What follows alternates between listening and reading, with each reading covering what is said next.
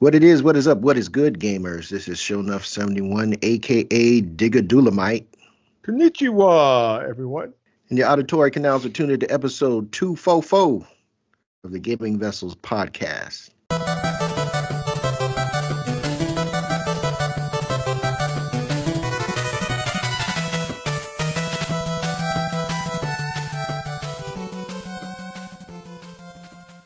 As usual, I'm not in the digital studio alone. Along with me, got my partners in crime. First up, Dez, aka the Bay Area Terror, aka the High Res Lover, That's me. aka the Cat Daddy, aka that gamer stepdaddy. How's it going, my friend? Hey, not too bad. Not too bad. Happy to be back. Missed you all. I know we did one last week, and got it, but now it's like back to like the regular format. So I'm ready to talk about games, games. Games!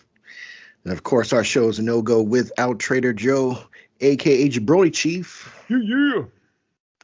But you might also know him as the Food Max of Gaming, who can maximize your gaming dollar. What's going on? Hey, what's up, man? No, everything is kind of. I'm kind of weaning down from my big trip still, so it's like I'm trying to get back in the flux, in the mix. Just trying to figure out. And the flow. The flow. Just haven't really. I mean, got back to work. Got everything back to the norm. It's just like trying to figure out, okay, what do I want to switch up, so on and so forth. That's what kind of state of mind I'm in right now. So, and looking at all these games, I've been like sat there and installed like most of everything just to check to see if I have English options on each of them.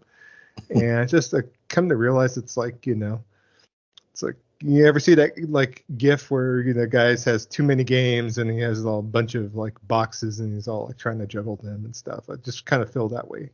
I have to get back into the mix and figure out, okay, I have all these games. What do I want to do with them? But I want to play them. So it's just trying to figure out what approach I'm going to take. So yeah, get your play. What do you call it? Your playlist together. Got it. Yeah.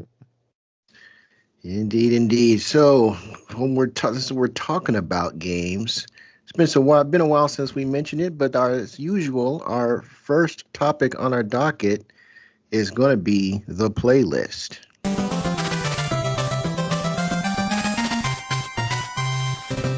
So this week, let's kick things off with Jabroni Chief. What you been playing, man? While I was traveling, using my Steam Deck on the train, also on the plane, I was playing some Legend of Heroes: Trails in the Sky. So this is like the basically the first game in the Trails series. I've talked about this game off and on before, and it's something where before the trip, I was looking to see about installing a patch to this particular game. There was a voice patch from the PSP version of the game in Japan, so it added like full voices for the entirety of the game, and so I was able to get that going. But I started to go ahead and do a new playthrough and started my game fresh. And so I was playing that on the plane on the way there, on the way back, and also on the train ride back home. And so haven't really played it since, but it's something to where I need to fire up the Steam Deck this week and gonna keep hammering at it. It's just a great RPG. It's just I feel like I just been pausing on it way too much, in the last 12 months, 18 months, and so something I definitely want to get back to and something I'm going to make a concerted effort to finally play through. Now, another game I've been making a concerted effort, and basically it's the game I've been playing since I gotten back from Japan, is going to be Tiny Tina's Wonderlands on here. So I've taken my Berserker / with the other character class, and I'm rocking on there, and basically I'm up to like level 27 now, and so I've been mainly playing solo on here. I've been I think I played a couple times with Dez here and there on there, but I've been mainly solo endeavors on here. So I've been kind of taking the approach, before when we were playing a lot of group play that I was always falling behind and gathering loot. But this game kind of hits on the same notes as like all the normal Borderlands games on here. So Just playing the way I want to play. I think the addition of the magic powers is pretty cool, but in the end, I mean, pretty much it almost plays like another Borderlands game to me after a while. So, but hey, getting good. It's good kind of comfort food. It's good familiar game if need be. So I've been enjoying that quite a bit. Other than that, just like I stated at the beginning of the show, just been like kind of going through the games I've purchased from Japan, trying to figure out, okay, got a couple dupes, so got picked up one game that I already had. I forgot I had, but in the frenzy, who's to say on there? So I think I picked up Super Robot Wars 30 that I already owned a Asian copy of. And I picked up a Japanese copy, and both are in English. So yay me. So, but other than that, that's pretty much all I've been up to these past couple weeks. So. All right, Des, what you been up to game wise? Well, basically I've been taking it slow, getting back into gaming. I did get a lot of games while I was in Japan, and I've made a concerted effort to play my Switch games. So I started playing Tiny Tina's with Joe. so yeah, I have all these Switch games, but I played Tiny Tina's with Joe. But no, that's not true. I actually started playing some games. I've started playing Yahini, Nazamu in the Mirage. That's the Japanese version. Something in the Mirror is the American version, and then I got that for PS5. It was the collector's edition, which was really cool because I got it for a song, so to speak. Everything was so much cheaper in Japan regarding their like just the amount of special editions you were able to get, and their availability was pretty crazy. I ended up picking up 3 different special editions, 2 Switch, another Yahini Parhelion, the first game. I got that for Switch, the Metrovania, and then I got another one, Mauritian Forest was another one. So it's kind of like a dungeon crawler. Comes with a statue and everything, so it's really kind of cool. So, but yeah, really been trying to turn on my Steam, and I had a lot of updates. All of the games, sorry, my Switch, sorry. A lot of the games had updates, which was great because all of them were in English except for one. That one was like $6. It was Final Fantasy Crystal Chronicles, and I wish I had did a little bit more research. It was one of the games that I bought like at night when I was tired, and I figured, 640 yen, that's not too much expensive, and I really liked the game. But it's the one that had the weird. It was like the online one where you had to play with your friends, and you had there's like the evil mist around you, and someone had to be the chalice bearer, and you had to carry the barrier with you to do stuff. The mana bucket, yeah. So it was that one, and I have it for PlayStation, and I just wanted a Switch version because it was super cheap, and I thought it had English, but it didn't. Plus, I came to find out that it really does not play well on the Switch, and it has a bit of a couple of hiccups in it. So that probably explains why it was being sold for so cheap. But it's still in my collection, and I can still look at it. So that's cool. And 1 out of like damn near 20 games, is not a bad place to be at. So good ratio. Yeah, exactly. So I was like, okay, cool. And then when I got home, there were games waiting for me. Timkin and or Tinykin, sorry, and Tights and Fights in Tight Spaces, and I've really wanted to be playing that game, so I gotta get that game into the system and play that. But the games that so the Yahini game, or the Yahini of the Parhelion, that's a deck builder type of game. The first one that came out was a Metroidvania, and it was really cool. And then this one, they completely changed it up, and now it's a deck builder, and and you go into this mirror world, and you have to fight evil variations of your friends, basically. And the good friends come in and they help you out with their cards. And so it's if you played like Slay the Spire, then you've played this game. I mentioned it before a couple of episodes ago before we went to Japan. They have a demo on the PS5, and so I played it on the PS5, and it was but I really like it. I like deck builders. There's something strategic about them. They don't play super fast, which I like. You can basically take your time with it, and when they actually, add effects and animations, it actually makes it really nice. So I know some people just can't stand deck builders, and that's fine. To each their own. But I really kind of enjoy it. I like, drawing the cards and being strategic in the plays that you make in order to make the most optimum plays to destroy your opponent. So it's pretty fun. So I have been enjoying it. The game that I played on my Switch that's been really kind of taking my time up is Metal Dogs, and it's fantastic. It's this game in which you have a dog. So imagine imagine a Diablo-like, but you play as a Shibu Inu or a Doberman, and you have like rockets and machine guns strapped to your back, and you run around and you blow up giant ants and giant robots in a future apocalyptic world. That's the game, and it's so cute because the dogs look all adorable, and you can you have these little areas where you can like take pictures of them and change how they look and change their guns and their weaponry and stuff.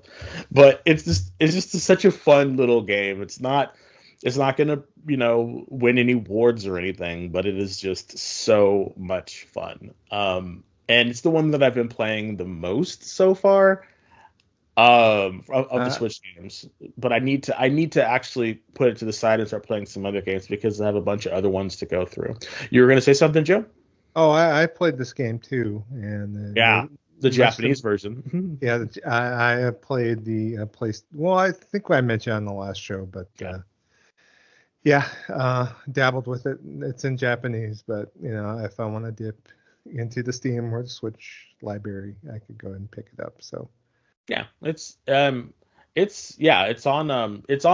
Steam and Switch. So I just wanted to get the actual Switch version because the Switch version is the one that has English, and the cart in Japan had English in it too. So you can always export it. Or import it, sorry, but it cost a lot more than it did when I bought it. It was like $20. I think it was even less than that. So yeah. So but really fun game so far. I got a lot of RPGs, a lot of dungeon crawlers. There's a lot of really good dungeon crawlers. So I plan to come back for the next show, having played a few more of my Switch games, so that way I can give you guys or give you all a little bit more information about these Switch games if you want to import them from PlayAsia. Because all the ones that I got, most of them, if not all of them, you can get from PlayAsia for a pretty good price. So I can definitely do that. That's the plan anyway, because again, I have all these games I collect for the Switch, and I really want to play it. And it was funny. I usually play handheld, and I actually put it on the TV and was playing it on the TV, but my controllers wouldn't work. So I have a Pro controller. I have a Monster Hunter Pro controller, and that's kind of like my regular driver. That's a controller that I use all the time, but it was dead, stone dead. And then I have another one that's a wired one. But for whatever reason, it works in the menu, but it does not work when I'm playing a game. I have no idea why it doesn't work. I can't seem to figure it out, and I haven't spent any time like actually looking online to see if maybe there's a driver issue or what. But it was kind of annoying because I got a wired controller specifically that way I can play 2-player games. with folks, and if it's not going to work, I have to find out why that is. So, but anyway, that's it was fun playing my Switch, in dock mode. It does look different because again, it's not as high res as the PlayStation or the Xbox or the Steam Deck, but the games that I got don't really need to be super the greatest fidelity. So I'm excited for what I have, and I'm looking forward to sitting down and playing them more. The last game that I played is Immortals of Avium. It was the free game, well, sort of free. It was the game that was offered in their PSN Plus thing. So I told you all that I played it on the Xbox a while ago on my S, and my little potato S just could not handle it. Like, I don't know what it was. Everyone was fuzzy, like they had this kind of like fuzzy skin to them, and like the lighting was really harsh, and it just did not look good. And I was just like, I really can't play this the way it looks. So wasn't this game kind of docked over kind of across the board as yeah, far as visuals? yeah, you're right, because I have it on I put it on the PS5, and while it is a lot crisper, it's still how they chose to do the lighting effects makes everything look. It makes everything. I think they were trying to give contour or some kind of I'm trying to like I don't want to say like, how when you touch your finger, you have those little kind of hairs on it, and so you're not totally smooth. You have like a little kind of fuzz to you. I think they tried to do that with it, but whatever shader or how it's being rendered, makes it look muddy. So I don't know. What they're trying to do with it, and there's kind of noted, is that they're using AMD's FSR3 to basically generate frames on this thing. So they had this thing running literally, I think at the Series S version was running at like 540p, and then what they're relying on upscaling upscaling the FSR upscaling to be able to get it up to the particular resolution that it's at. I know the company that developed the game has been working, even though the game kind of bombed on here. Obviously it's on PlayStation Plus this month on here, and it was available. It's on EA Play as well, so it's available on the Xbox side on there. So, and they're still working on it. They're still kind of updating it, but at the same time, it's like I saw this game in Japan. You could literally buy it for $10. I think I saw some UK store that had it on sale for $2 because that's how bad it bombed, unfortunately. Yeah, yeah, and yeah. So again, I'm still in relatively early in the campaign. I'm about where I stopped at when I was playing on the Xbox, which really isn't too far. But I think. And I don't know what it is. I don't know what it is, y'all. You can tell me in the comments or on Discord. But I like janky ass games, and this is a janky ass game. And who knows? Maybe I will enjoy it. I think it's interesting to have a first person shooter that's a magic type of thing, and I have heard and I've read that the game is not too hard. So, maybe, and it's only like 20 hours. So maybe I'll, if it's not too bad, maybe I'll, run it and see how it goes. But so far I'm getting straight up Sci-Fi Network kind of vibes from it, but not in a good way. We played, Outriders, and that was like straight up, midnight movie type of cheesy goodness. This one, I don't know. They might be trying to play it a little too straight for me. So, but how are the mechanics in the game? This is the one where you're using magic in first person, right? Yeah. So you have 3 different magic skills, and the character can use all 3 of them. So he's like Magni. Yeah, Prodigy. And so it basically is switching to the different types of ammo. Basically, is what I'm gonna call it. Like your magic bullets is like the ammo, and they do certain things. One is like a rapid fire, one is like a prolonged beam, and you get different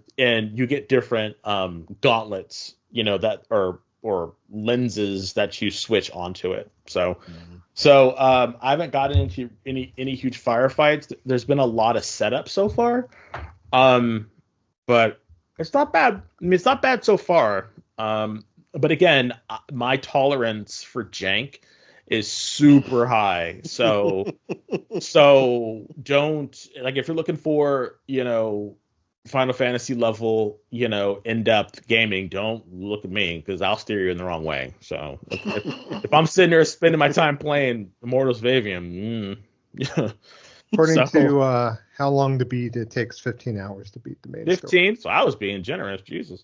Yeah. Okay, well, there you go. So, but if you're gonna get a PSN, PSN Plus or whatever account, I mean, these are the games you're gonna play. So, yay, I'm getting my money's worth. So, but that's pretty much all I have been playing so far. Kev, what have you been playing, buddy? So for me, it's been when I do have time, it's been Helldivers. Been really enjoying the latest, what do they call those? The latest War Bond. I need to go back to that. Yeah, it's pretty fun. So one of the weapons that dropped was this, I think they call it the Devastator or something. It's basically a a futuristic version of like a 30-30 single shot rifle, but this thing just not only does the round do unbelievable damage, it also explodes on contact, or actually if it doesn't hit anything, it explodes after a certain range. So although it shoots slowly, it just demolishes everything. Maybe did they have, real quick, didn't they have a weekend event where they told you had to kill like 1 billion bugs, and people did it like in like record time or something like that? People got like freaked out because of how quickly they did it. They might have. I really don't keep track of the events. When I have time, I just throw the game on. Okay. So I did notice that the last time I booted up, I got like 80 medals for completing for the overall, the group effort type deal, whatever they got going. Wow. Again, like, I'm only playing this game solo. Okay. I only play with people that I know. I've had bad experiences playing this game with rando. So there's like a whole subculture on Helldivers 2 of people that just play solo. And the challenge is to try and get the right equipment so you can run at Helldivers level, which is the hardest level in the game, and complete all the objectives, clear the map, and extract. So I'm kind of in that loop. Oh wow. Yeah. So the highest level I can complete, that I've completed solo, has been their hard difficulty. I finally broke level 20. So now I have the portable energy shield, which, as far as I'm concerned, is a must if you're running solo, because you're going to get bum rushed by so much stuff. You're going to get shot by so much stuff. I don't see how you can really effectively play the game solo without the shield. So I kind of look at it as a must. I'm still lacking the megaton bomb. It's not what they call it, but I do have the railgun stratagem, which is great for taking down the chargers, because there really isn't. Well, no, that's a lie, because they do have this chargeable particle cannon, It's one of the newer support weapons that can take out a charger, but you have to charge it up. So there is that, but I'm really having fun just kind of working my way, trying to earn those kind of like those top tier stratagems, and now they added a heavy machine gun, so I really want to check that out. I love my machine guns. I want to check that one out and see how good it is. I haven't even looked up what it's like on any of the guides or anything. I'll probably use it anyway because like I use the stalwart a lot. I don't use the standard machine gun at all because I don't think it carries enough rounds. But I do use the stalwart a lot. That's kind of been my go-to when I'm using the single shot devastator, whatever they call that kind of that meta loadout weapon right now. Other than Helldivers 2, when I get the opportunity, I've been playing Dragon's Dogma 2. Oh yeah, how's that been? Okay, so Dragon's Dogma 2 is a slow burn. And well, there's two things. Number one is that when I think back to the first game really didn't hold your hand too much. It always it did a good job of putting you in situations where even though you didn't have a lot of skills, you didn't have a lot going for you at the beginning, you knew that you were supposed to be the hero of the game. I mean, it was apparent in that in the gameplay, what you were, those starting skills that you were able to do. Dragon's Dogma 2 is not like that because okay, this game does not hold your hand at all. I mean like at all. And I guess that's a good thing and a bad thing. I think it all depends on what type of gamer you are. If I was not invested in the mechanics of the game, honestly, I probably would sell this. But really? Because it is a slow burn. I mean, literally. Your character to begin with, your character has amnesia. I can't remember if he had amnesia in the first game or not. It's been a long time. Okay, so you always knew that you were the Arisen. Correct. So in this game, you have amnesia. And in this game, the Arisen is supposed to be the leader of this kingdom that you're in. I can't remember the name of the kingdom that you're in. There is someone who is claiming to be the Arisen, but is keeping held up in the castle because, oh, well, when he confronted the dragon, oh, it took so much out of him, he's trying to recoup. Well, he's obviously the fraud. You're the real deal. And so now there is this whole thing of, and this is all played out through the story, I'm guessing, of you turning the will of the people more in your favor, and I'm sure at some point you're going to confront the guy, and I can already see that this dude is already a pawn of the dragon at some level, so I can see that coming a mile away. This game makes you feel useless in the beginning because literally I was running a mission to deliver a letter to someone that you met earlier in the game. I'm going from one town to another. The town that I'm heading to is actually the town that you start off in when the dragon attacks. And I delivered the letter. First, I had to remember who the dude was because I'm not playing at a regular pace. I can, like I said, I play when I have the opportunity to.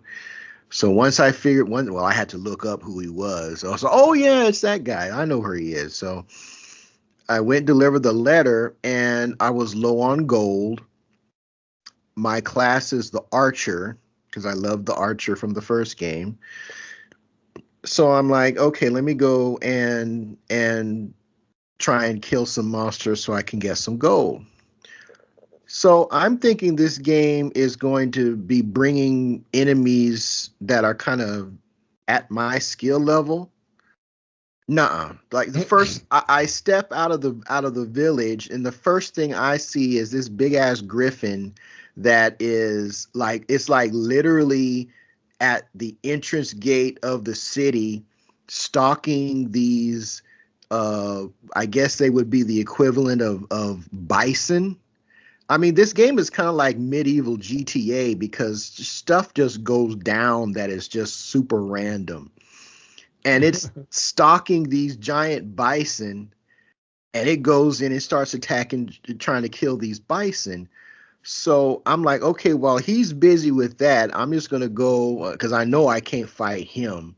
Let me just go and sneak past him. Oh, no, no, no, no, no. You're not going to sneak past him because as you're walking down the road, these villagers come out their houses, the griffin, and so they start yelling and running, and somebody throws a torch at it, and it's like, and of course the griffin turns and it's focused. Oh, you want the smoke? Let me stop hunting these things and let me go and mess with you for a little bit. The griffin's not hard, okay, but you are not strong enough to do any damage to it. I mean, I'm hitting this thing with arrows. I'm using my arrow perks. I got explosive arrows in my pack. I'm doing diddly squat. I the only thing I can do is irritate him enough to where he flies and goes away. But then as I'm going and trying to make my way to do whatever it is I'm trying to do, I'm like killing wolves, killing goblins, just trying to get some gold. No, he comes back and he wants to bring the smoke again. So you start again with a full bar, and he comes again. He starts stomping around, trying to get you, trying to kill you, all this and all that. Again, he's not hard.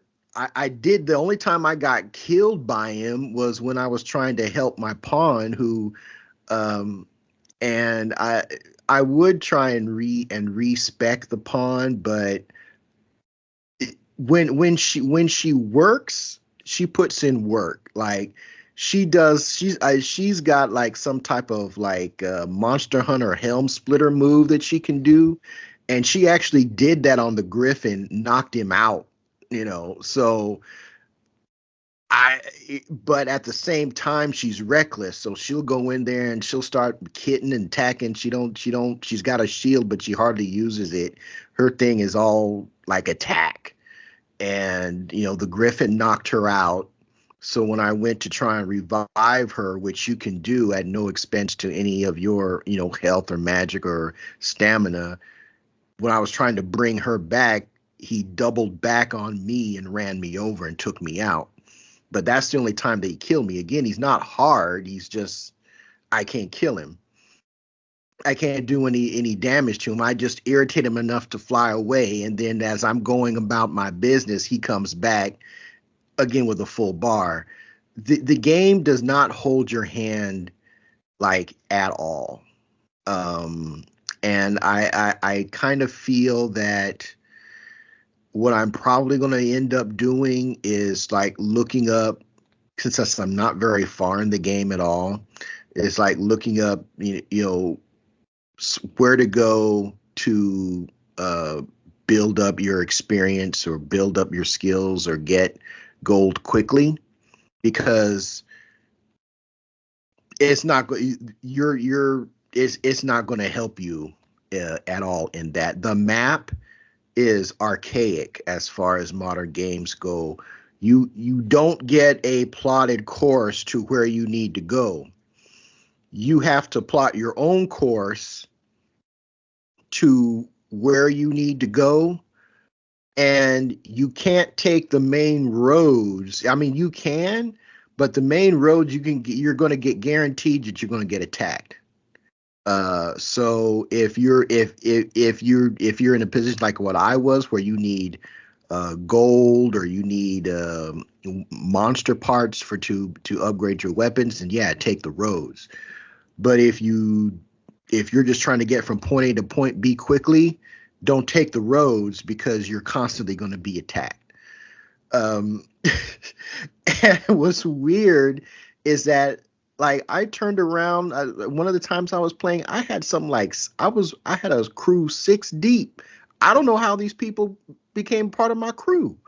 I didn't hire them. They were just there. It's trying to safety in numbers, sir. I mean, it was. I mean, yeah, and we were fighting just regular enemies, and so they were basically doing all the work, and my dude is still in here in his slave garb with a bow and arrow, hitting. By the time I get a beat on something, somebody else done already killed it. I mean, I'm still getting the points and the experience for it, but I don't know. It's a very slow. It's a very slow burn, and like I have since learned how to dismiss people in my party, because I had max. I had a squad running with me, and it's like, well, no, I don't need this many people, so I figured out how to dismiss all these people. Another thing you have to worry about, Damon was my homie. Damon was the one that told me about it, because he's been playing this game like nonstop. Like this game is his jam right now. So like the pawns have like almost kind of like the equivalent of a social disease that they spread amongst themselves. So if you come across a pawn that has red eyes, or hides or is hiding their face behind a mask or a veil of some sort, you can't have anything to do with them, because they have what they call the dragon's blight. And basically what happens is this disease slowly drives them insane. Like, you can tell like they have it by the way they talk to you or the way they talk to other characters in your party. But what will eventually happen if you don't do anything to cure them of the blight, and I think you have to have a particular type of potion or concoction or something. I think there's a class that has a skill that can eradicate the blight. But if you don't cure them, then every time you go to a village and you rest, while you rest, they kill everybody in the village. And basically any quest that you had going on, any kind of main party quest that you had going on, comes to a halt, and it can literally stop the game right there. If they kill key people, you literally can't finish the game. if they kill the wrong person. So wow. Yeah, there is a lot to this. I'm not really tripping on the 30 frames per second. It seems to run smooth as far as my old eyes can tell. It's a very pretty game. It's a fun game, but I think if you go into the sequel thinking it's going to be just like the first game, it is in play style and mechanics. They kind of build on that, but it's a whole different pace. It's a whole different. It's the similar game, but it's presented completely differently. You're gonna feel completely useless, and I'm level 9 right now. I still feel useless. It's like I'm not really fighting anything that's killing me necessarily, but I'm hardly doing any kind of damage to stuff. Like it's crazy. I think the first game did a much better job of making you feel like the hero of the game, even though you were at a lower level or lesser level. You could tell that there was something special about you with what you were able to do and how your moves affected monsters. This game at the point where I am now, it's I'm not really getting that sensation, but I'm still having fun with the game. So that's really the only two games that I've really been playing. I haven't been playing anything else. So that's going to move us to our next topic on the docket. And we've got a main event for you this episode.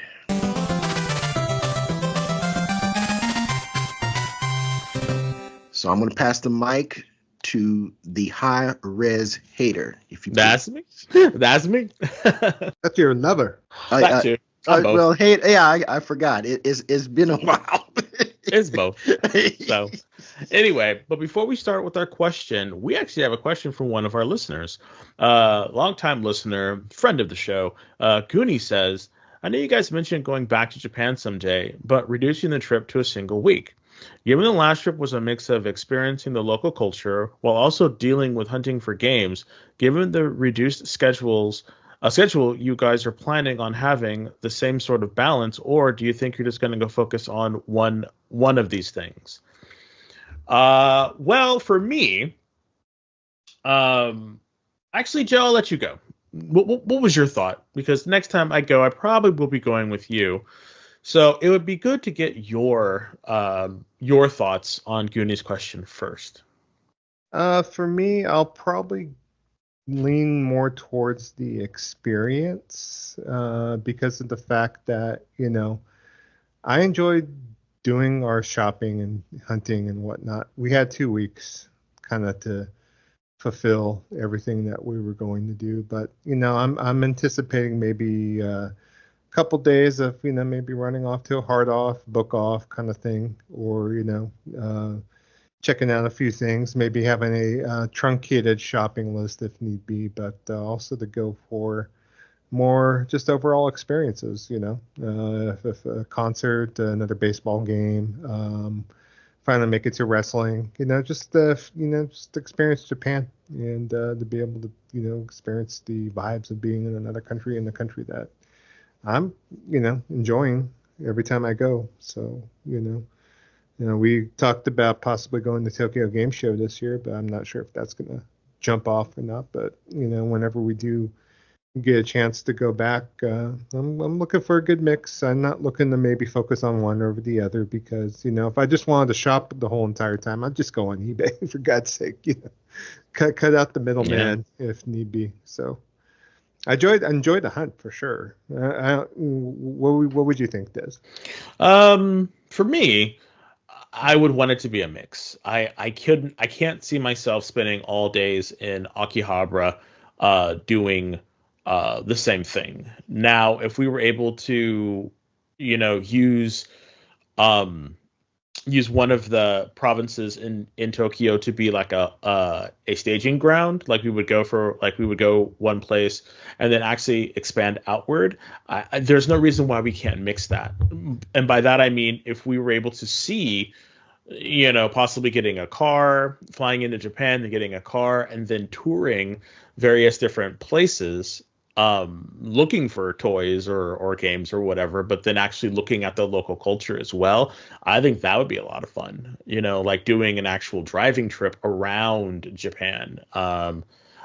Maybe the northern part and the southern part at another time. I watched one YouTuber who actually did that. They were there for a just visiting some friends, and they went to a couple of different Pokemon tournament, right? Yeah, it was part of a Pokemon tournament, and then they actually but then they went to a couple other stores, but he went there a week beforehand, and he just basically drove around various different places, had a car, and looked at different hard offs, and basically wanted to see what else was around, and found a whole bunch of new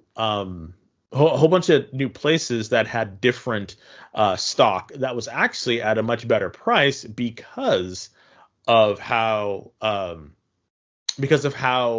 it was away from the main city. So that's what I'm talking about. It's like if you go to Akihabara, you're going to play Akihabara prices, and depending on how far you want to take that, you can decide if you want to spend those prices in Akihabara because you don't want to tour the rest of the country, or you can go off and do other things. So I don't think it needs to be a zero One way or sum another, yeah. game. I think we can basically say, okay, we're going to go to the samurai village in northern Japan, and then on the way there we will stop at these book offs on the way there, do the thing, and then use our time more efficiently. Regarding going back this year for Tokyo Game Show, that could possibly be something that's in the cards. I think it could be kind of fun to go there instead of going to PAX or another one of the places, because we've been to PAX for a bunch of times. So actually going there and seeing how the Japanese do it is actually really kind of fun. I think would be kind of fun. It doesn't mean I have to do it every year, but actually, taking the time and doing it is pretty cool. Also, I was since I've been back, I've been looking about like tourism in Japan and tourism just in general. But it seems that the month we were there, Joe, in March, had the record number of foreigners. It was like 3 point something million foreigners, or foreigners in Japan, and it was pretty crazy. So, and I was watching a Japanese guy who speaks English, and he was basically letting his fans know. I'll send it to you guys later. That way you can look at it. But his thought was, what's crazy about the foreigners in Japan is that Japanese people are pretty like surprised that Japan is so popular. They look at it like, really? You're coming here? Why? That's their thought. It's like, you're coming to Japan? Why? Is it, we're that popular now? And then there's this thing where there's certain foreigners who want to protect Japan from foreigners. So now there's a lot of weird like kind of infighting between foreigners, who are saying like, foreigners who are policing other foreigners, to like save the Japanese people, and the Japanese people are like, we're fine, leave us alone. It's like it's okay. Like we don't. Yeah, we're surprised. I read another article that mentioned the fact that Japanese people are okay if you're not enunciating and pronunciating their words effectively, because they know it's kind of a hard thing to do. Yeah, so. And it's like if you're not being an asshole, they're cool with you. And that's the experience that I had when I was there. So that's why I think it would be really kind of cool to go back there and just kind of hang out. Because that was one of the things we didn't really do too much, is just kind of hang out. We didn't just hang out. I mean, we did a couple of times, but we always had, like, we were always doing something. We always had an agenda most of the time that we were wanting to do. So, but that's a way to kind of maximize your time while you're there. So, but yeah, Goonie, I think the next time that we go, it'll probably still be a mixed, even though it will be a reduced schedule time. I do know that when I go back, it'll probably be with Joe, but I don't think my partner Paul's going to go. He's just kind of like, he's done it once, and he's going to wait a little while before he goes back again. And he definitely, if we go for Tokyo Game Show this year, he definitely is not going to go. That is just not his bag at all. So, but yeah, I think we will still do the hunt, because that's part of our DNA, and we will definitely do that. But I don't think it's going to be I don't think we're going to be as aggressive as we were, because we've already done it. We've already participated in that video game Tokyo Wild Hunt. So I think now we can be a bit more restrained and more thoughtful in what we buy. Yeah. Now, real quick. Having said that, if we go to a Tokyo Game Show, that might be a little different, because we have no idea what we're going to see there, and we might see a ton of stuff. I was watching some videos about Tokyo Game Show, and some of the stuff that they give away and some of the stuff that they have, really, really cool. So that's the one thing. You were going to say? Oh, I was going to say just that hunting for games, at least, it's going to be more of a refined, focused kind of thing. Where before I was just like I'm just trying to absorb everything and trying to look at everything and kind of doing that thing. After finding like all these cheap PS1 games and looking to see how much those were available for, I was thinking if I do go again, it might be something where I want to curate a good Japanese like PS1 collection, because a lot of my PS1 games were a lot of like, during the time when we were like getting a lot of HKs from Hong Kong and all this other stuff. And so I have some physical games from that period, but not a lot. And there are some games that, if I'm going to actually sit down and play them for real, not just to have on the shelf, it might be something where I might want to take a look at saying I want to pick up this, or this, because, eventually those games are going to get more expensive. They're very affordable right now. They definitely are. I know you were. I think we were both just kind of shocked about how it's definitely there's certain games from certain systems that are more expensive than others. You can definitely see that, and that was one of the things that I noticed. And it seems like the further back you go, of course, it gets to be a bit wonky, but even then, you can still find some deals depending on how widely distributed the game was and what system it is for. So if you're system agnostic and you have everything, then you have a lot wider range to like get stuff for your collection. Or if you collect new stuff. See, I was never hemmed up for stuff because I collect only on the Switch and I'm not a retro collector. So I was never really super hemmed up on stuff. Now if you're like a Saturn collector or one of those old systems, well then you might have to pay a pretty penny depending on if you want one of those really classic sought after games. And that would dictate if you wanted to stay in Akihabara and pay those prices because of the convenience, it being in Akihabara, being close to a train station, being electric town Japan, then you're going to pay those prices. Now, if you're willing to go out into the boonies, and search, then you might be able to find it for a better price. Most likely, it'll still be more than you're expected to pay because people are not stupid. But yeah, you could be all over the place. But yeah. So I hope that answered your question, Goonie. I do know that we will be going back, and we'll keep you posted if we're going to be going back for Tokyo Game Show. I think Joe wants to go, and I'm still on the fence, so we'll definitely let you know what decision we come to.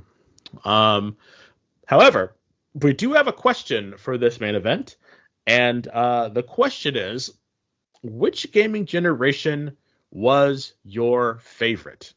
And by that I mean we've have a ton of generations. I didn't really realize this until Joe kind of like, sent us a little link to a Wikipedia article, and then there's a couple other things that he was talking about. And I didn't realize how many generations there are. So let us know the generation that rocked your gaming world. I mean, we'll discuss it on the next podcast. But before we do that, we're going to have a little roundtable discussion about which gaming generation were our favorites, the ones that we liked. So, Joe, I'm going to kick it over to you, and you can give us a little bit of a definition about how many gaming generations there are, what a gaming generation is, and a little bit of background. Got it. Yeah, I was going to kind of iterate that. So, yeah, what a gaming generation necessarily is, back in the day, we used to say, like, okay, 8-bit era, 16-bit era, 32-bit era. So a lot of these are just like the different console generations if need be. So for instance, the first generation is going to be your Atari 2600, like the original Magnavox Odyssey and all the Pong, home console items like these arcade systems. Like second generation is going to be your like Atari 2600 and television. What years, Joe? What years would they kind of think on? Yeah, well, the second generation would be from like 1976 all the way up to 1992, because that generation lasted way long. Oh yeah, on there, But like third generation is going to necessarily be like the introduction of a lot of like systems like the NES, Sega Master System, Atari 7800, and a lot of like the computer systems too. So like Commodore 64, so on and so forth. Your like fourth generation is going to be your like SNES, Genesis, TurboGrafx 16, Neo Geo. Fifth generation's like Saturn, PlayStation, Nintendo 64, Atari Jaguar, all sorts of systems, 3DO. Sixth generation's like your Dreamcast, PS2, GameCube, and Xbox. Seventh generation's going to be your like Xbox 360, PS3, and Wii. Eighth generation's going to be Wii U, Switch, because they're kind of one and the other, PS4 and Xbox One.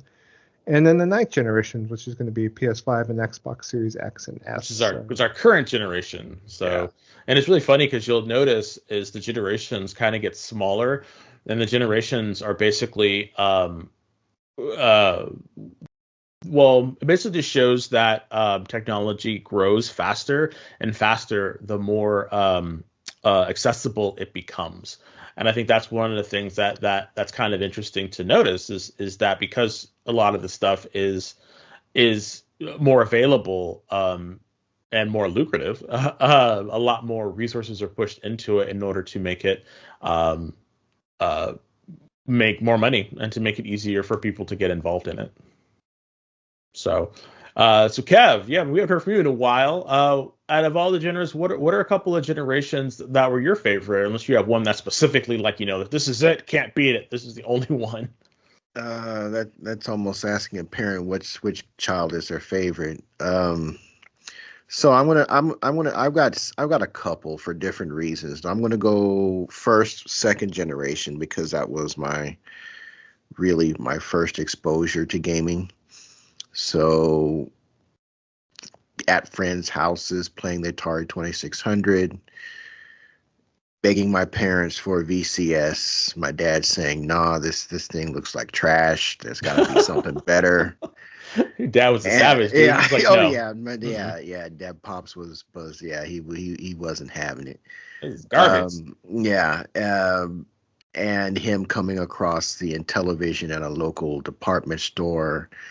Me going in, my mom taking me, unbeknownst to me, to see what this television thing was about, me playing Night Stalker, and literally that was like the only thing I would talk about for that year. Like, it's like, okay, I need this in my life. So it's going to be that generation is what brought me into the hobby. And I think another reason why I appreciated that generation so much was that there was so much differentiation between the platforms. Like, I can even remember like the Channel F, the Fairchild. I never had one. There used to be this video store on Blackstone heading toward Gettysburg that it was weird. It was this combination video store and tobacco shop. Wow. And my dad used to get his blends of tobacco there.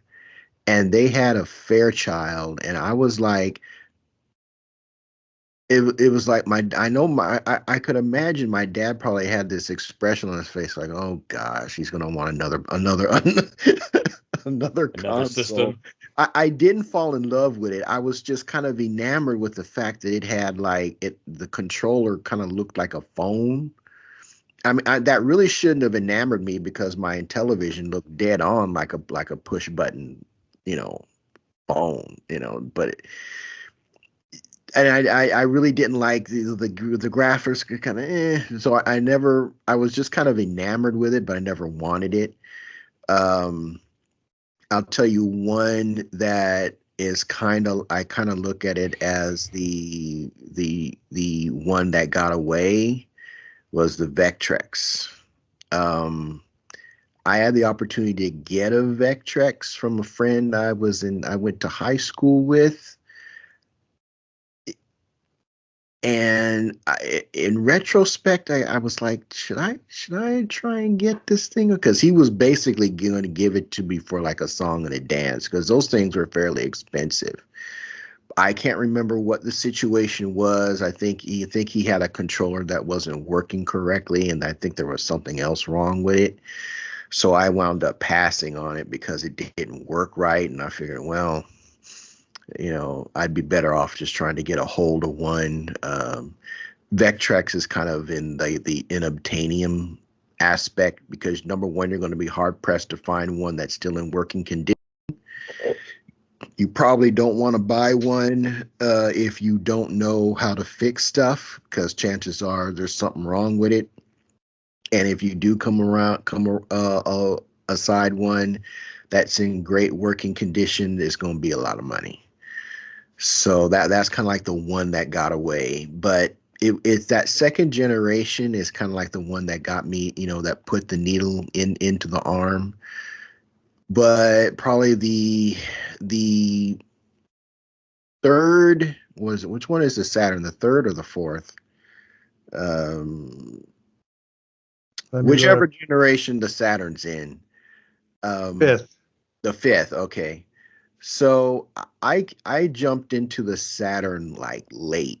I can remember Joe trying to convince me to get this thing. I think when it first came out, we did a console exchange.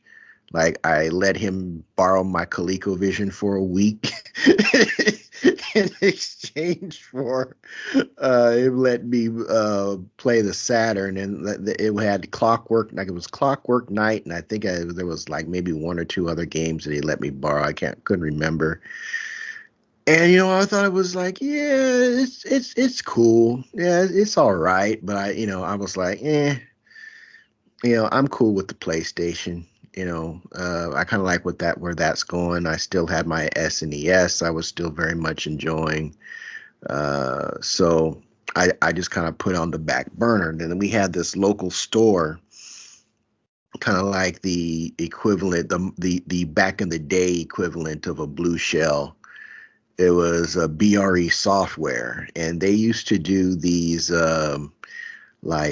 summer break sales that were amazing. And I went in, and they had Sega Saturns in there. They were handing them things like lunch tickets, super cheap.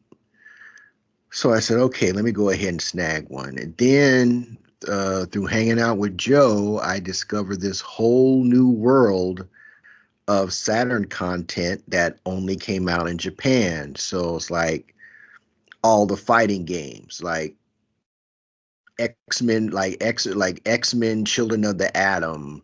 Well, that one came out here stateside, but like X-Men versus Street Fighter, the Marvel superheroes, Street Fighter Alpha, Street Fighter Alpha 2, Alpha 3, and although a lot of those games came out on PlayStation as well, because the Saturn had that RAM card option, they were just leaps and shoulders above the PlayStation version, because the Saturn was a 2D monster back in the day. It was like you would be hard pressed unless you had an eye like Digital Foundry to really catch the differences in dropped frames between, like, say, if you were playing Darkstalkers or Vampire Savior in comparison to what the arcade was to what the Saturn was able to do. It was just wonderful. And then when you add on to the fact that they also got a lot of SNK's games too. The Neo Geo being another one of those ones that got away from me a couple of times. And it was like, oh man, they've got Samurai Showdown and Mark of the Wolves, Fatal Fury Real Bout. And I was just in heaven. And at the time, I had amassed a very substantial Japanese Saturn collection. A lot of the stuff that I had, if I were to sell it, I could make a whole lot of money off of it.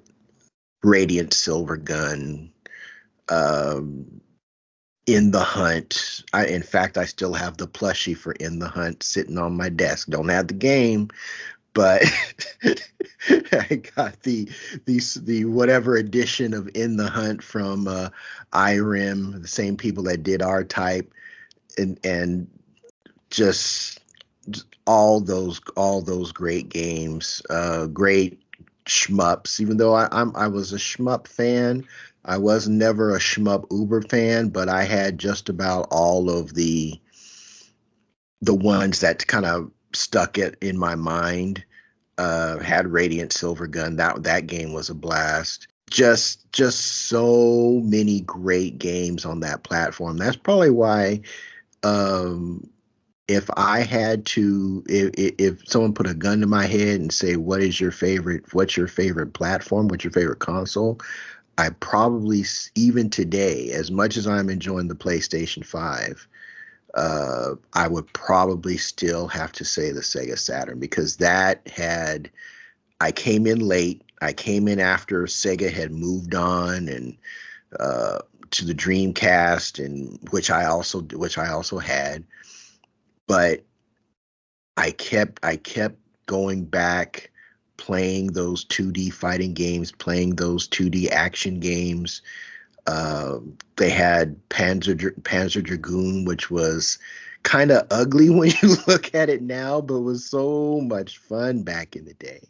Mm-hmm. So yeah, those two are my favorite generations, kind of like for different reasons. The Saturn was kind of like it was also kind of like my emotional crutch, dealing with the passing of my father and a bunch of other stuff that was going on too. So I have a very strong, also because like it was my dad that actually got me into gaming to begin with. So that's a whole other emotional entanglement there. But yeah, I have to boil it down. Those would be the second and the fifth, or my favorite for slightly different reasons. Cool.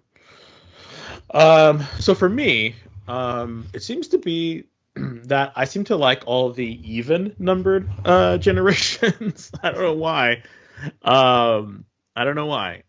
Starting with the fourth generation, or the 16-bit generation, that was the one that I really got into it. I had gone to arcade. I hadn't really gone to any arcades. I had mostly just been home consoles. So my first system was Genesis, and then I got a Super NES, and those two were the systems that I played most, and just really, really, it just was fantastic. So, and the fourth generation lasted from 1987 to 2004, which seems to be like it lasted for quite a long time when you think about it. And that's just because we're still enthusiasts and wanting to keep it going. But I was there right at the beginning, first with the Genesis. And I don't know why I got a Genesis over a Super Nintendo. I don't know what this impetus was. That probably because it was probably Taste. cheaper. Taste. No, we'll say taste. We'll say taste. There you go. We'll say taste. Yeah. Can't Yeah. do that with Nintendo. Oh, Yep. yeah, this is the. So I do remember playing that a lot. I remember being crunchy with Super Metroid, and just that was like my favorite game for a long time. It's still one of my favorite games, and I remember playing that on the Super NES and just falling in love with Nintendo and just being like, oh, this is so good, so definitely that.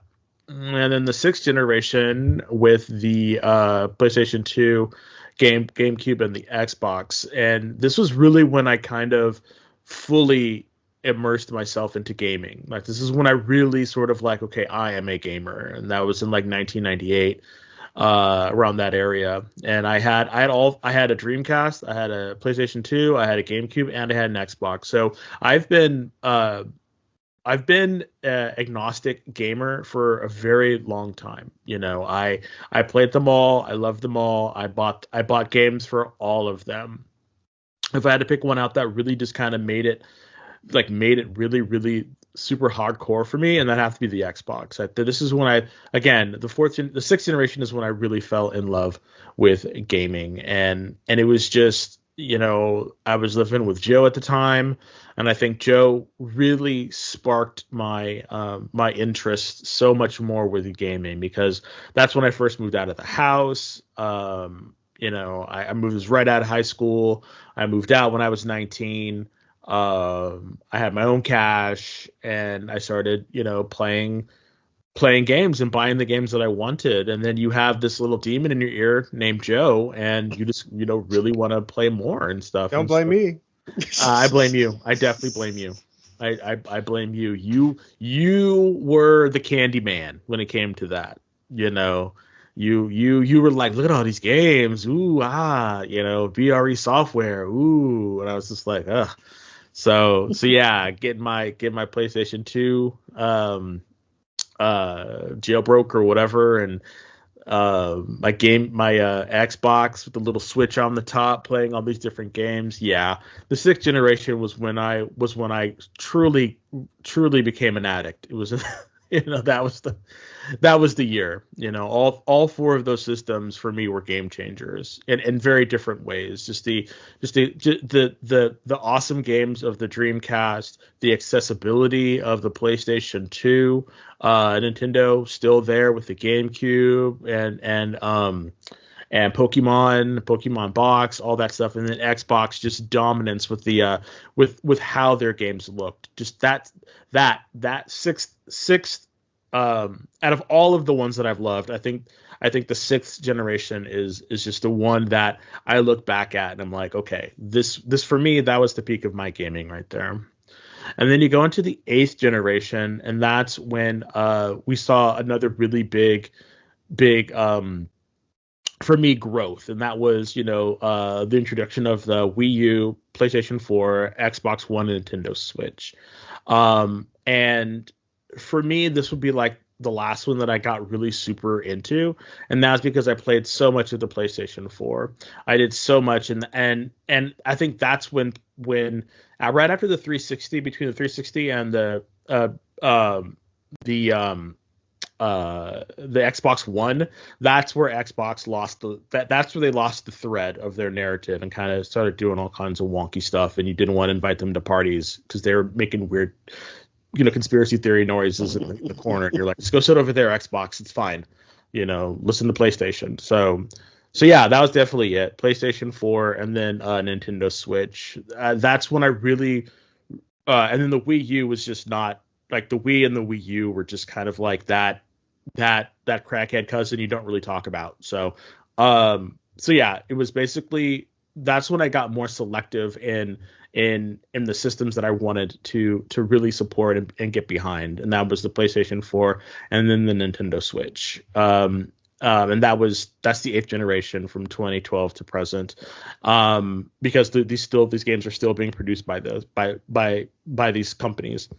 And then that brings us to the ninth one, and the ninth one, I think the only one that's really kind of stuck up to me was the PlayStation 5. I think out of the current generation, that is the PlayStation 5 for me is the only one that's really kind of like dominated this generation, and it's the only one really worth talking about. And we can chop it up all you want. This is my opinion. And all. Not even the Switch.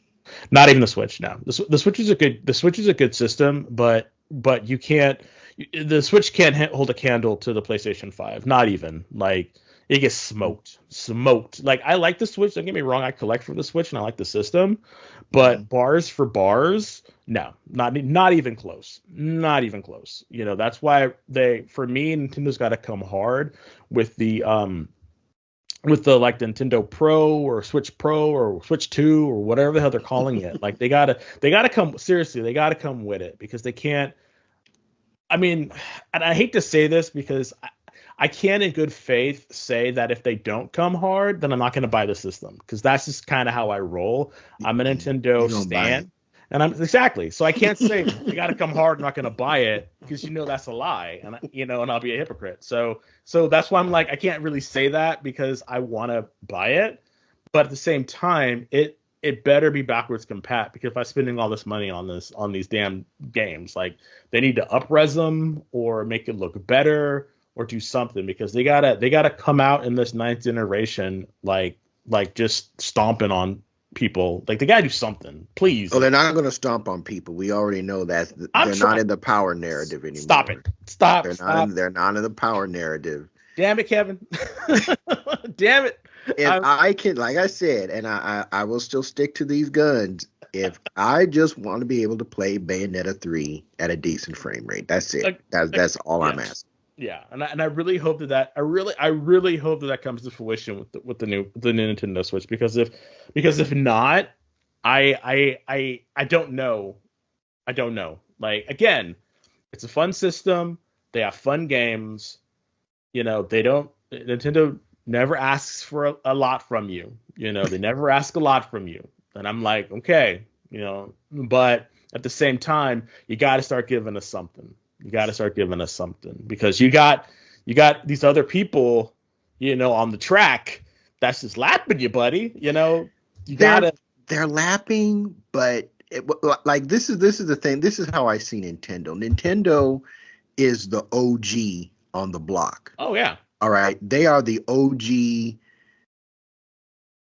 They are from a time where, like, there was a difference in the platforms. Like you were talking about, like, you had a Genesis before you had a Super Nintendo. Yeah.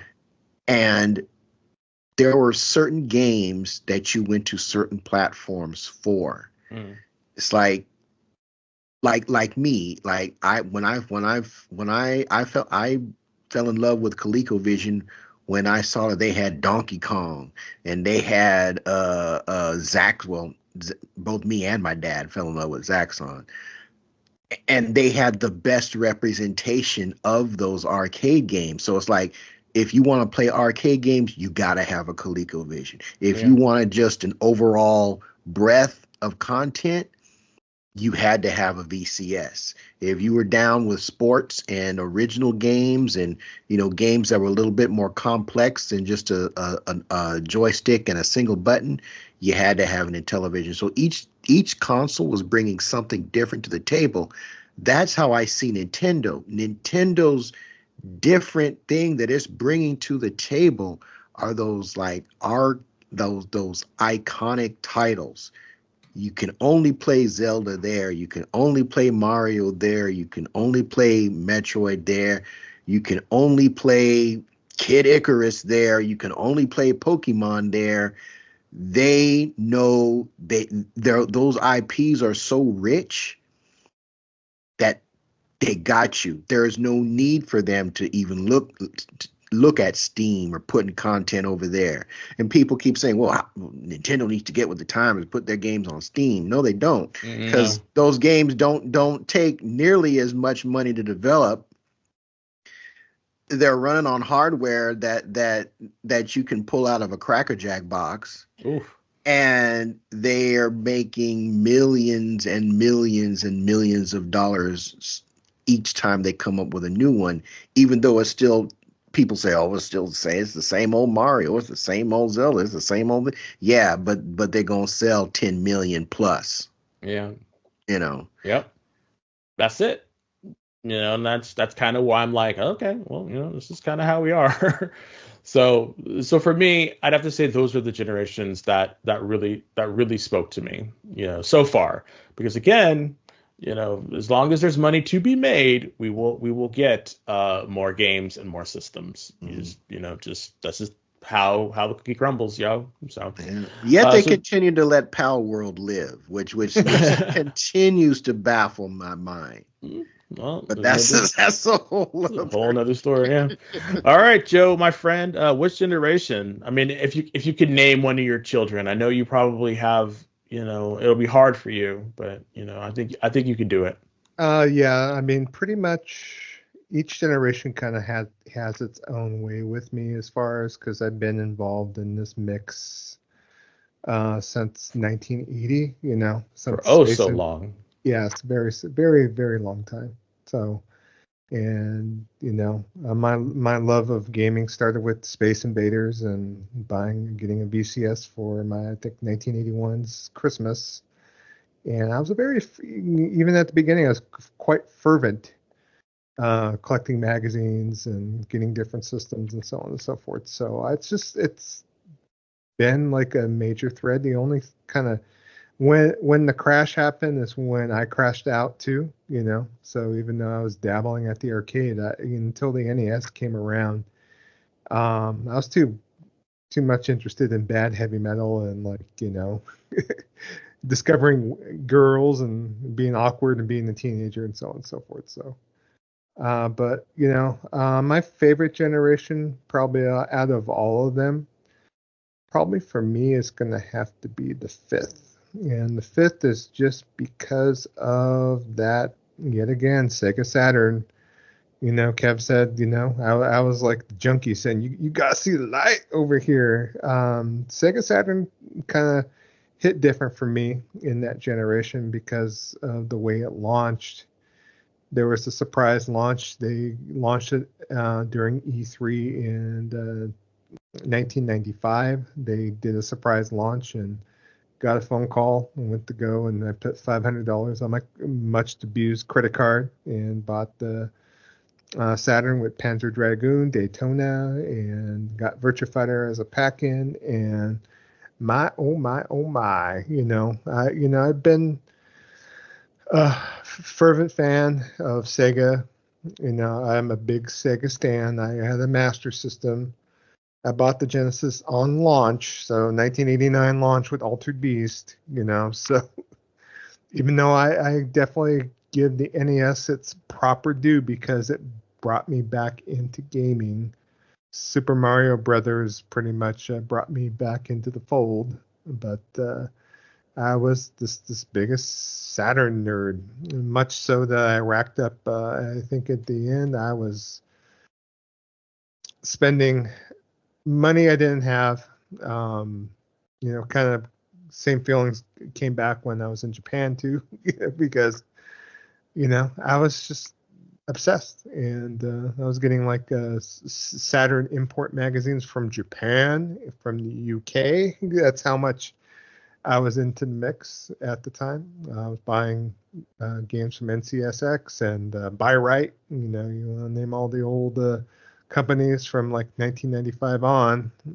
Is the point that once I got access to the internet and be able to see, okay, what games are available, what's coming out, collecting these magazines, And at the same time, the PlayStation was banging. The PlayStation, for much as I could say I preferred the Saturn, the PlayStation was absolutely awesome. And it's just, these companies kind of getting their feet wet with CD media at the time, and then pushing the capacity, Final Fantasy 7, Final Fantasy 8, 9, all the JRPGs, Sudoku, Breath of Fire, even the Breath of Fire started on the SNES, like Breath of Fire 3 and 4 on there. So many good games during that generation. So, I'll trash it. A lot of people say, oh, the N64 has cherished memories. N64 is trash, straight ass trash. Wow, Joe, damn. Maybe I kind of have to agree. A couple games. When Nintendo was innovating with the N64, it was great. I mean, Mario 64, fantastic. Zelda Ocarina of Time, great on here. Banjo and Kazooie and all these rare fetch quests. Maybe not. GoldenEye, freaking awesome. But me buying cartridge games for $80, $90, you think I want to buy Bloody Roar 64 and have it look like a bunch of mosaic, Damn, polygon Joe. trash, like polygon Picasso trash. threw up on his. Yep. So Damn. yeah, N64 could. Yep. Y'all I mean, savages. It was not Picasso that bad. threw up on the canvas. Yeah. I mean, it was bad, but damn, y'all making it seem like. Well, it's cherished memories, like the little Castlevania 64. It's a cherished memory. Well, I was already a 25-year-old man when this generation was kicking around. So, it's like I'm not going to be looking with rose-colored glasses because I opened my N64 under the Christmas tree. I was a grown man paying my own cash buying this stuff. And so I looked at that N64, and I think the only thing I collected for the N64 that was in very ample supplies was dust. I just collected all the dust. Damn, Joe. Is that bad, huh? So, but yeah, I don't like the N64. So obviously, to say it likely, yeah. So you ain't wrong. 6th generation's great though. Dreamcast, PS2. Even though I was throwing like snake eyes at the Sony for killing Sega. Sega killed Sega, but at the time it's just like, why are you doing that? But that was a great generation. I also say the 8th generation, which the Wii U, PS4, and the Switch. All great platforms. Wii U, even though it's like the redheaded stepchild of Nintendo platforms, I mean, that's where like Monster Hunter 3 Ultimate wound up being on, and a few other games that I use my Wii U quite a bit. So this current generation is like, it's good, but I don't think it's gotten to the breadth of PS4 and Switch yet. And Xbox 360 was great the first couple of years, but after that, once the Kinect came around, and they lost the thread. Lost the thread. You got it. What they were doing. Xbox One and Series X and S. I mean, we'll talk about more of that in news, but that's pretty much that. So I give kudos to NES though. Master System's pretty strong. The 4th generation was also great, but Saturn at the 5th generation, it's gonna stay strong. Saturn and PlayStation. So. Alrighty then. So you've heard what we had to say about the question, about the main event question. So again, which gaming generation was your favorite? Joe's going to post a link to the Wikipedia article in the on Discord. So if you would like to, look at what we're using as a sort of like a template for what the generations are, please take a look at it. I think it will really help inform your thoughts because it'll kind of give your mind able to categorize it. And if you want to learn how, or if you want to know how you can be a part of the conversation and join our Discord, please stay tuned to the end of the show where Kev will let you know. But you know what follows me. It's the Jabroni Gaming News.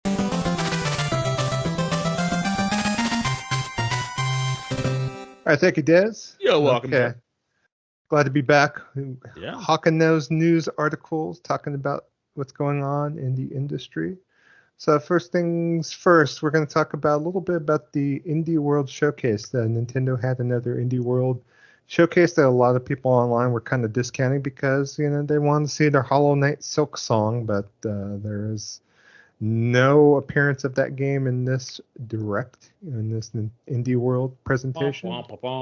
But yeah, don't want to necessarily throw any shade, but want to take a look and see as far as what was unveiled. But they kind of let things off at Little Kitty Big City from Double Dagger Studio. So this is basically a game about exploring, causing mischief, and helping out with jobs and collecting a lot of kitty hats. So it's coming out on Nintendo Switch on the May 9th. And that's why it's number one. Number one on the because we get to play Little Kitty. Big City. I think it's actually coming out for other platforms. But it is. It's a timed exclusive. That's what it was. Yep. Yeah, a lot of these games are coming out for other systems, and they were timed exclusive, so it was just kind of weird. But you got to get your kind of wherewithal to be able to get the because the cat quotient on the Switch, that's gonna get those console sales at least. Hell yeah. Know it. Yeah, so it is launching on Xbox Series, Xbox One, Switch, and PC. So no PlayStation launch, but a Little Kitty Big City is coming out for Xbox platforms. It'll be on it. Don't just know. Like Big Kitty's gonna be there. It will also be on Xbox Game Pass, believe it or not. So okay. Yeah. Also, they said had a showing of the next kind of game in the Yars series from Atari. So Yars Rising on here. So this is a from Way Forward. This is a sci-fi side-scrolling adventure. It's kind of, inspired a little bit because it has the name Yars, of course. If you remember that Yars Revenge from back in the day on the Atari 2600 on here. It's basically taking that license and kind of rolling with it a little bit. So I don't know if this is something you'd be interested in, Kev. I enjoyed me some Yars Revenge back in the day, but I was until they said it was a Metroidvania. Yep, they are definitely making it a Metroidvania, and they are reusing. I mean, they basically said, "Hey, we're gonna make this, look kind of cool. So come on in. Hope the water's fine." So, well, Way Forward might have a good way about things, so we'll have to see as far as how this thing. Yeah, I hope so. Because I would like to. It looks fun, but I'm Vania'd out. And it's coming out for everything. It's coming out for PS5 series, consoles, PlayStation 4, Xbox One, Switch, PC, and also on the Atari VCS. Believe it or not, it's coming out for that Android-inspired system. So, also the Steam hit Sticky Business, which is a mail-order business management game, is coming as a timed exclusive. It was shadow dropped during the Indie World presentation on there. So they also got to see a cartoonish side scroller, Anton Blast, on here, which is going to be arriving on November 12th. Did that game stick out to you, Des, as far as Anton Blast? Anton Blast. I mean, it looked kind of cool. Yeah. I think a lot of these games, looked interesting. Some of them were kind of like, I don't know. That's kind of a hard sell. Like the sticker one, I don't know about that one. Like, yeah, like I can get like super cozy type games, but I'm not. I don't know about that one. So, but yeah, Anton looked kind of cool. Yeah. They showed also a game called Valley Peaks, which is a first-person nature exploration and adventure game. So I don't know about all that business, but I think it's great for people that are there for it. So, also too, they showed Refine Self, a personality test game on here. So, Yeah, and it can all be different. It's like, I don't know about that. Like, I don't need to play a game to see how my personality is. This is like Myers-Briggs type stuff, and I'm like, I don't know. I don't know. but hey, I mean, you want some different slices of gaming? Guess what? You have it. So, so I get that, but at the Yeah. same time, I'm like, I don't know. Yeah. I don't know. Another game is basically might be speaking to you, Des. Is called Europa. So Europa Yeah. is an adventure game. It's coming out for Switch. Yeah. Made by one guy. It looked really good. I might have to pick it up. It's a fun little adventure game. It looks beautiful. Like it looks really good. One thing that's, I know that's one of the names you like to use for your main characters when you play. It's a really fun name. I've always loved that name. The game looked cool though. I'll be down for a little exploration. One of the games that was talked about a lot was Teenage Mutant Ninja Turtles Splintered Fate. So it's a roguelike. It's already been announced for smartphones, but it's coming out as a console exclusive on Switch. It's already out for Apple Arcade on here, so it's a timed console exclusive for the Switch. And if you want more TMNT, I mean, there's plenty of new games coming out, and this is one of them on there. Kev, did you take a look at this, or because of the fact that it's a roguelike, you're kind of like, don't know about this, sir? Yeah, I mean, you know what it kind of reminds me of? What is it? I'm kind of thinking, what's that one that everyone was talking about from like 2 years ago? Hades. Oh yeah. Okay. Yeah. It kind of looks a little Hades inspired, and I don't know. I'm looking at it, and it could be fun. I don't know. I'd actually have to play it before I could give a. Yeah. Well, give a hoot. I kind of like roguelikes, so and it might speak to me, especially with a TMNT license for sure. So Yeah, and you can play it's multiple players. It's based on the new cartoon. So that's why they look a little bit different. It's because it's from the new cartoon. So that's exactly, yeah. But again, it just depends on what you want out of your turtles, you know. Mhm.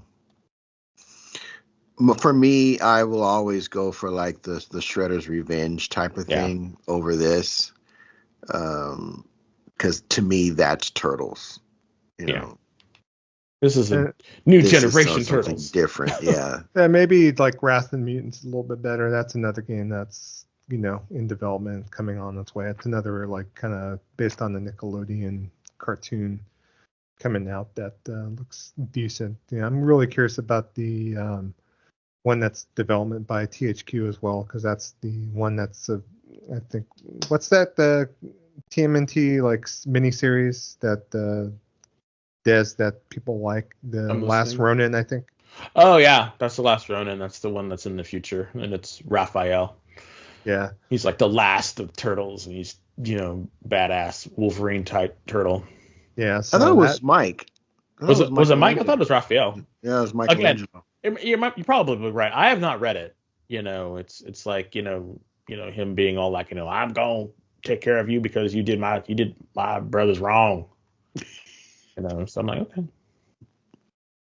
all right, but also too they showed Cat Quest 3, so more cats for you, Des, Yep. on here. So role playing open world adventuring. It is coming out for everything under the sun because all the Cat Quest games usually come out for everything: PS5, Xbox Series, PlayStation 4, Switch. So you want to run it. It's not coming out for your refrigerator, but it's coming out for It should be. basically any screen that you might have access to on here. Then they kind of showed a little bit of like kind of montage of some other games coming out, including Animal Well, which I think I played at PAX last year. I actually enjoyed that game quite a bit. It is dropping day and date on PlayStation Plus on Extra, I believe. So that will be out next month for PlayStation Plus owners. Also, they showed more footage of Another Crab's Treasure. That's dropping on April 25th, so that will be out this week. That is coming in day and date on Xbox Game Pass, just in case you want to check it out and not, have to buy it outright, at least at the beginning. But then at the end of the showcase, they showed a game from a particular developer that you like quite a bit, Des, and they announced a sequel to Steam World Heist 2 Yep. unveiled. So, I'm so excited for it. I think I'll pick it up. The first one was really good, and they actually added you can make different characters and stuff with it. So I think it's going to be pretty fun. If you haven't played it, you basically go on these different.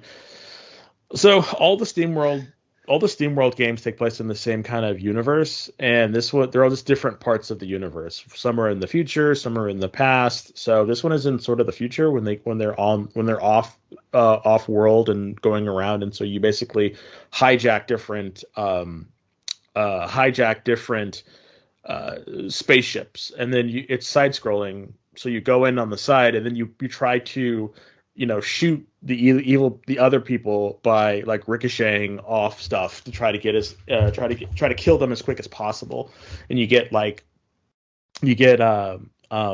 bonuses for the quicker you do it. So it's really kind of cool actually. Think about it like almost like pool or like billiards. So it's kind of fun. I mean, the first one was fun. I don't know about the second one, but I'll probably pick it up. I didn't think we would get another SteamWorld game, So the fact that we are is actually I'm pretty happy about that. yeah, I wasn't sure if they were going to go back to SteamWorld at all. I mean, I know that they released that kind The of gunk. the gunk, yeah, the gunk, Mhm. which I need to go back on the Xbox and actually give that a fair shake. And then I know they have that new like City Sim was released on Steam that I haven't really. I mean, I know you probably are not interested because it's world I am building, not. right? Yeah, I'm not really into world builders. Like if you are, fantastic. Yeah, Let it. SteamWorld Dig, I mean, pretty much has It's great. really good ratings on Steam. I mean, it's up there. I'm looking at it Yeah. right now. I That played both of them. They're both really good. yeah. So, but great that they're dipping back into the SteamWorld universe, and I might have to in the meantime because I own SteamWorld Heist on Switch of all places. So You should check it out. I think I should give it a shot. So. Yeah, I think you'd like it. All right, so next thing we want to talk about, and something that was kind of being discussed while we were on hiatus, is about what's going on with Xbox right now. So right now, there's kind of a feature focus as far as Xbox and some little hints and interviews, both Sarah Bond and also, of course, Phil Spencer making a mention on there. Of course, during the showcase, as far as them talking about multi-platforms, Sarah Bond indicated about the quote-unquote biggest technological leap phrase on there. It was also reiterated in a business email that she sent out to staff that happened to get leaked on there. But what Phil Spencer dropped in an interview talking about things with Jez Corden at Windows Central is talking about how we would love to bring out other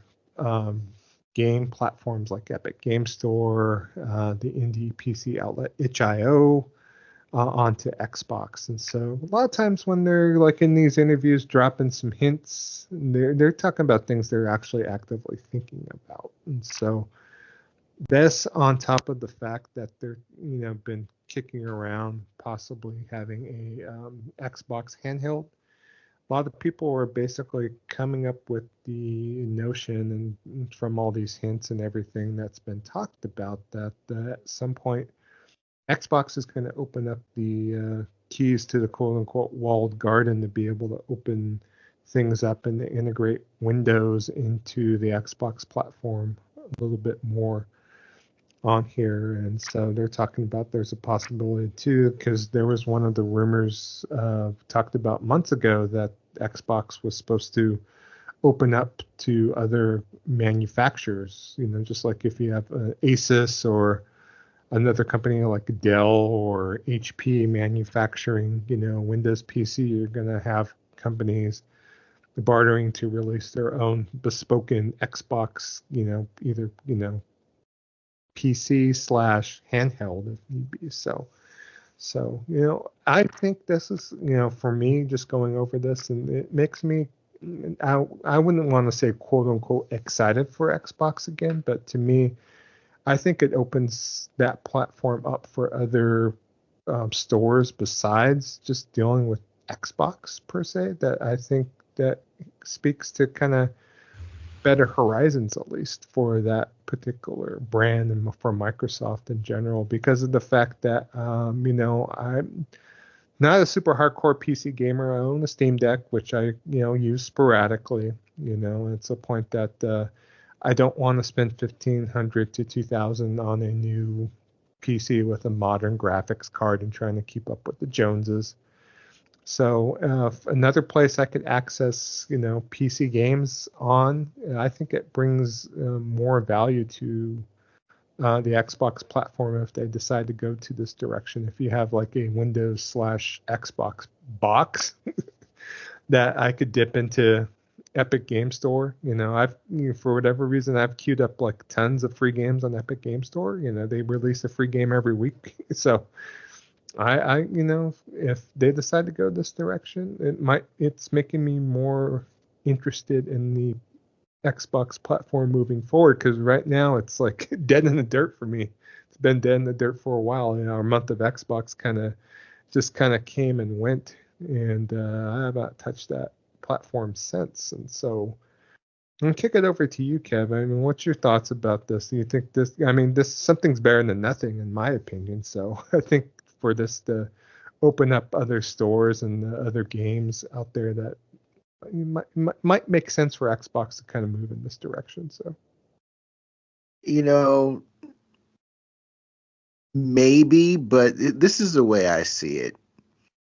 If you're going to be a console, be a console. How do you sell consoles? You make great content. That's literally what it boils down to. That's what Nintendo does. That's what PlayStation does. That's what every console that has ever existed has done or tried to do. Microsoft has a game problem. Their games ain't good enough. That's the whole thing.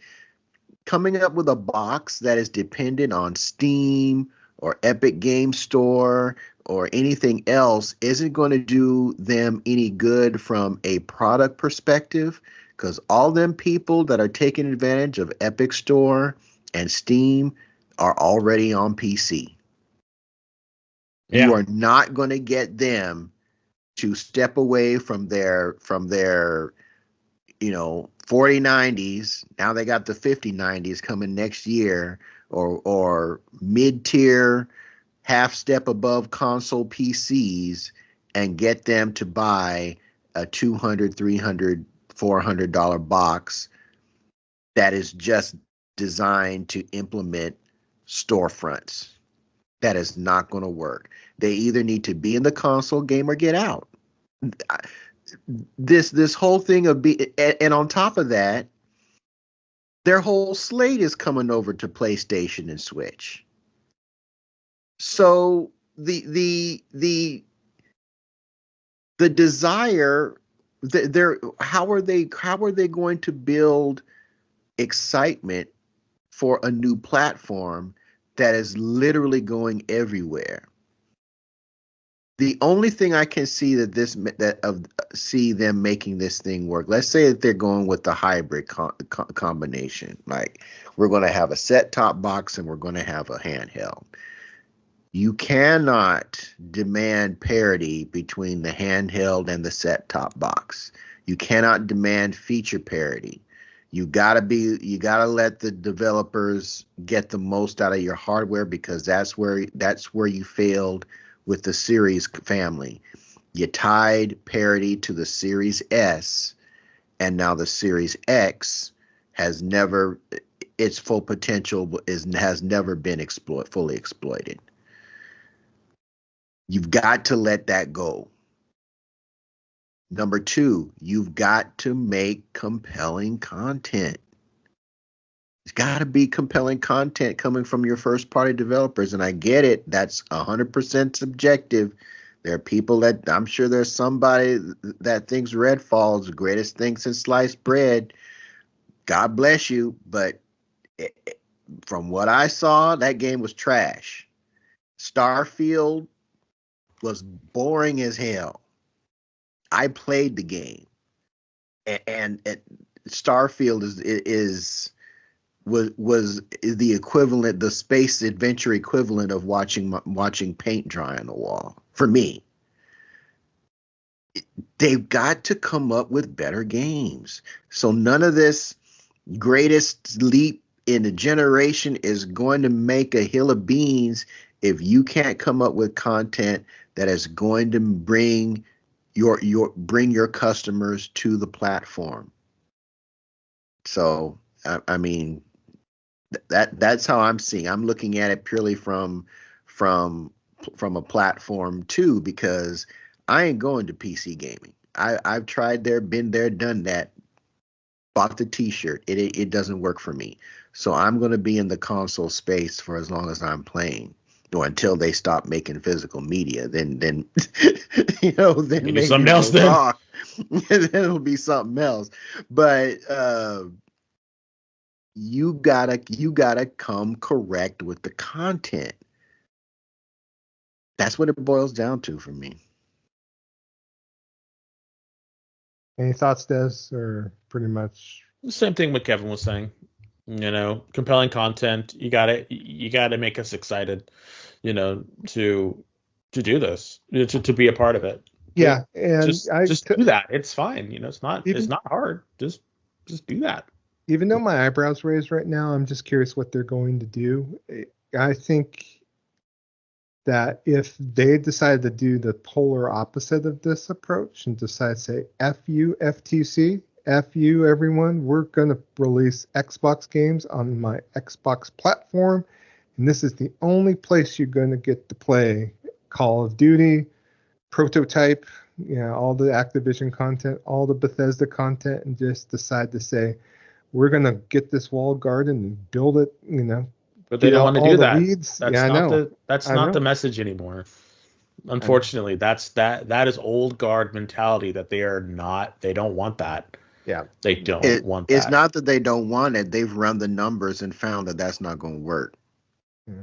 Because they don't have enough. They know that Call of Duty sells a crap ton on PlayStation, and after just dropping $70 billion, they've run the business models to see, are we going to get those people to hop over here and either buy a PC or buy an Xbox just to play Call of Duty?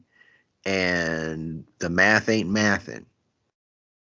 That's why Lion Ryan, one of his last things before he stepped out was to guarantee that 10-year deal, because it was only, as far as I understood, was only supposed to be something like 3 or 5. You think if the math would have math, they would have told Jim to kick rocks. But they didn't, because they knew they couldn't leave that money on the table. And that's what is so puzzling to me about this company. This brand, this is Xbox is a branch on a mighty oak. That mighty oak is Microsoft. And say what you will, Microsoft is a thriving company. But the Xbox is a branch on that mighty oak that is dead and brittle and is flaking. I don't understand that. I really do not understand that, how you can't go and foster content like Stellar Blade. You mean to tell me they can't get on a plane and go to Korea and court that content on the Xbox platform?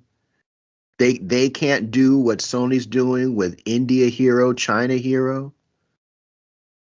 That's what sells boxes. But they don't want to put in that work for some reason. And until they figure that content aspect out,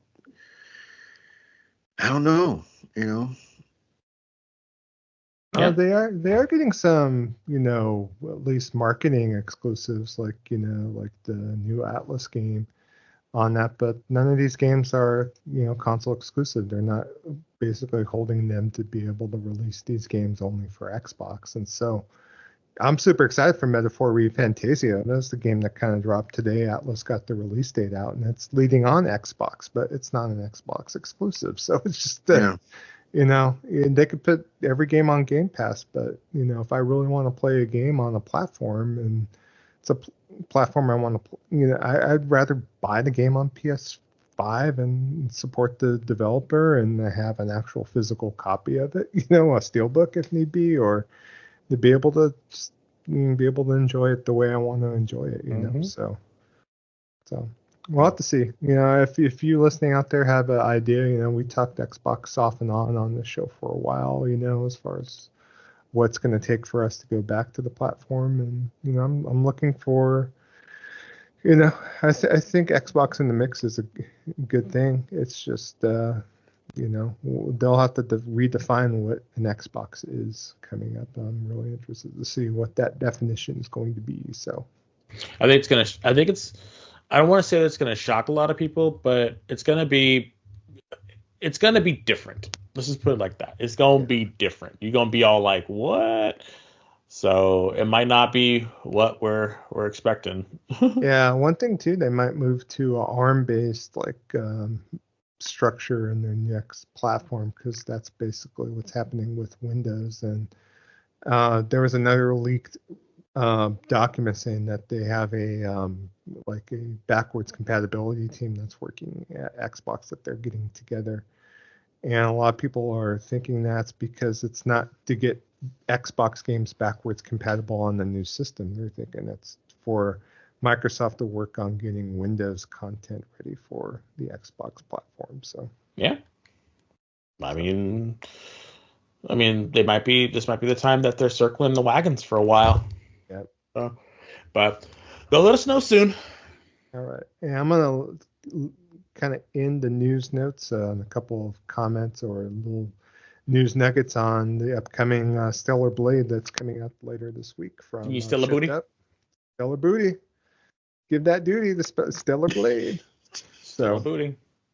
Yeah, Stellar Blade has gotten a lot of attention, and they had announced, I guess, via their social media account on X, that the game will be quote unquote uncensored in all regions, including Japan. So I guess there was some back and forth, I think, with the rating board in Japan, with Sero in particular, that there's a possibility they might need to, remove some of the blood actually in the game. It didn't have to do with the kind of the female protagonist or anything like that. In fact, there's a comment from a producer at EA Japan saying that they were kind of irritated that Dead Space wasn't able to get a proper Japanese release. The game that just came out for PS5 and Xbox Series X.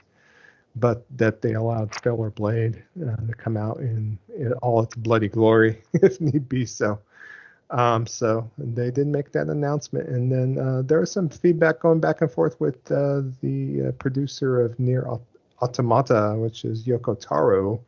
That guy with the crazy head on here, saying that he felt that the Stellar Blade was an amazing game. And he's stating that it's much better than Nier Automata. And Damn. Talking about the graphics are completely next-gen quality, and the character design direction is amazing. The cool male characters and cute female characters, unique to Mr. Kim's style. Mr. Kim being the director of the game and the owner of Shift Up, the developer of Stellar Blade. On there, he says shops and RPGs often have a close-up shot of the shopkeeper, which I don't like, because I think it's unnatural, but Stellar Blade has a shot like that too. But the shopkeeper was so cute, I didn't mind. So that's what he had to make a statement about. There you go. So, of course, the director of Stellar Blade came back and said that Nier Automata, in his eyes, is much superior to Stellar Blade. See, that's how Japanese folks are. That's crazy. It's like, no, you're awesome. No, you're awesome. No, you're awesome. Well, actually, it's so wholesome. It's crazy. Stellar Blade is from a Korean company, but got to give credit where credit's due. So Kim Yun-tae is the director of Stellar Blade. So, but I think there's a lot of back and forth. So. I guess I didn't know this, but the developer of Stellar Blade, they worked on Magna Carta games on here. So. Oh, really? Oh, yeah. Piqued my ears. Yeah.